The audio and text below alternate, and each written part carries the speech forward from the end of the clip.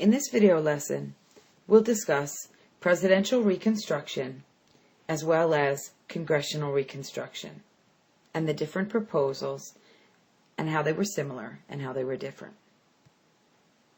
Presidential reconstruction was the Reconstruction Plan that was created by Abraham Lincoln and then eventually implemented by Andrew Johnson. Even before the shooting and the war had ended, the political war over Reconstruction had begun. Abe Lincoln believed that the Southern states had never legally withdrawn from the Union, and their formal restoration to the Union would be very simple. According to Lincoln, he proclaimed his 10% plan for Reconstruction, which decreed that a state could be reintegrated into the Union when 10% of its voters in the presidential election had taken an oath of allegiance to the United States and pledged to abide by emancipation. Lincoln's proclamation provoked a sharp reaction in Congress. Republicans feared the restoration of a planter aristocracy to power and the possible re-enslavement of the newly freed men. Republicans there rammed through Congress in 1864 the Wade-Davis bill, which required that 50% of a state's voters take the oath of allegiance and demanded stronger safeguards for emancipation than Lincoln's as the price of readmission. Lincoln pocket vetoed this bill, refusing to sign it after Congress had adjourned. Republicans were outraged and refused Louisiana's readmittance into the Union. Louisiana had followed Lincoln's 10% plan.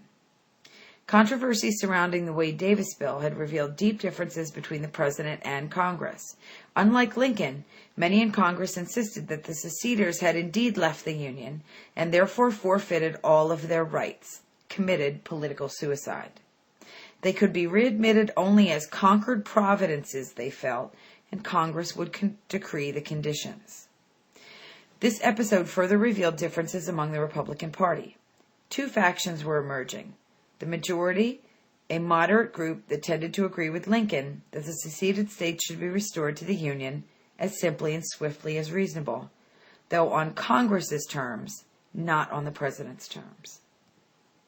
Minority radical group in the Republicans believed that the South should atone more painfully for their sins, and they should be punished. Before the South should be restored, the radicals wanted its social structure uprooted, the planters punished, and the newly emancipated freedmen protected by federal power.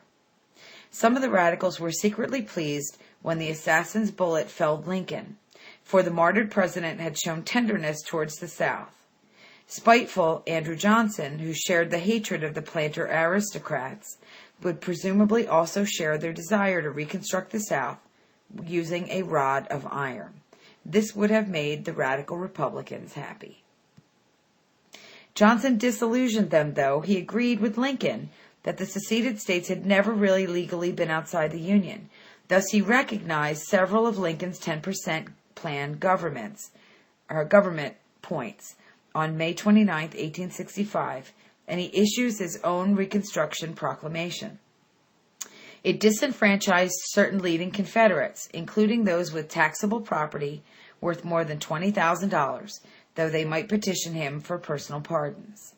It called for special state conventions, which required the states to repeal the ordinances of secession, repudiate all Confederate debts, and ratify the 13th Amendment. States that complied with these conditions would swiftly be readmitted into the Union. Johnson, savoring his own dominance over the high-toned aristocrats, who now begged his favor, granted pardons in abundance. Bolstered by political resurrection of the planter elite, the recently rebellious states moved rapidly in 1865 to reorganize their governments. Among the first acts of the newly Southern regimes sanctioned by Johnson was the passage of the Iron-Tooth Black Codes.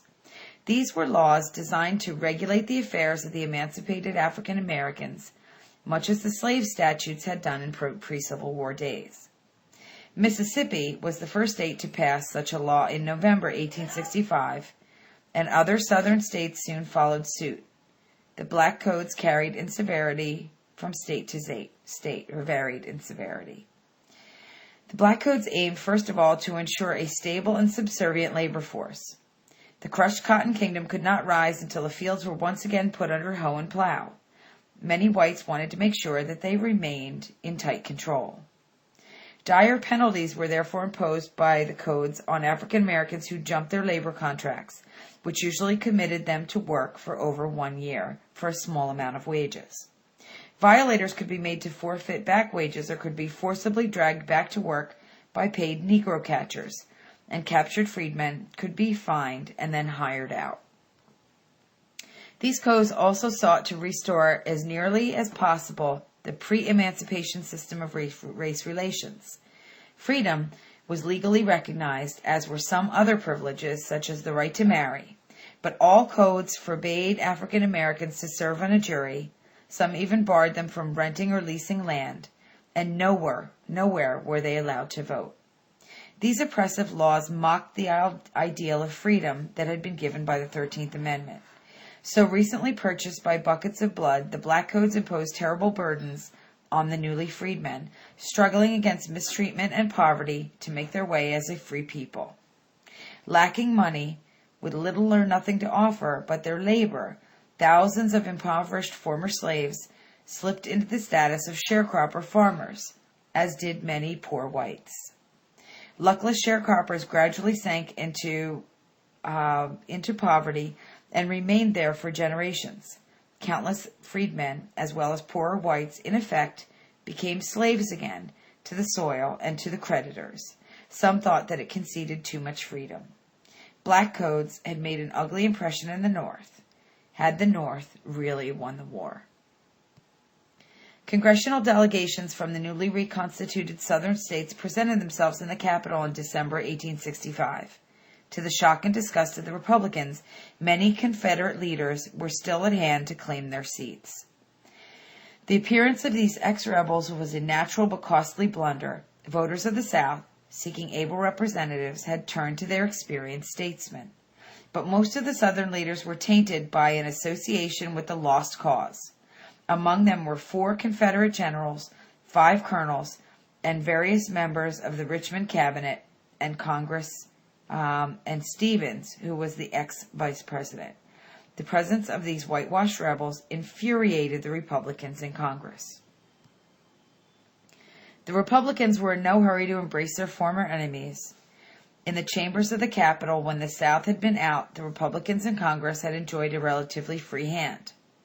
They had passed much legislation that favored the North, such as the Morrill Tariff, the Pacific Railroad Act, and the Homestead Act. On the first day of the congressional session, December 4, 1865, they shut out the newly elected Southern delegates. The Republicans were alarmed to realize that a restored South would be stronger than ever in national politics. Before the war, an African-American slave was counted as 3/5 of a person in apportioning congressional representation. Now, the former slave counted as a full person. Now, owing to full counting of free blacks, the rebel states were entitled to 12 more votes in Congress, 12 more presidential electoral votes than they had previously. Republicans had good reason to fear that ultimately they might be elbowed aside. Southerners might join hands with Democrats in the North and win control of Congress, or maybe even the White House, where they could perpetuate the black codes. They could dismantle the economic program, lower tariffs, reroute transcontinental railroad, repeal the Homestead Act, or even possibly repudiate the national debt.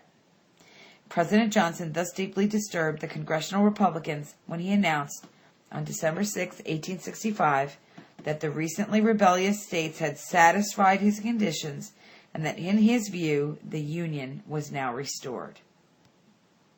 We'll discuss more about the radical Republicans and their fight to remain in control in Congress in the South in our lessons in class.